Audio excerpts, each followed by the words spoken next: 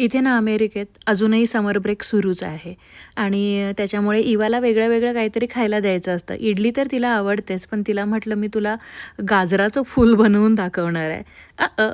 पडलं हातातून.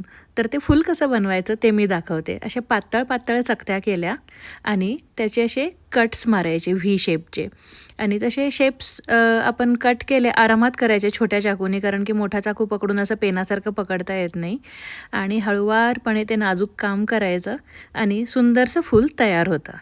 आणि बाकीचे जे तुकडे असतात ते तुम्ही इडलीमध्ये तसंही घालू शकता. आणि तिला खरं तर ना हवी होती पिंक इडली, म्हणजे बीटरूट घालून केलेली.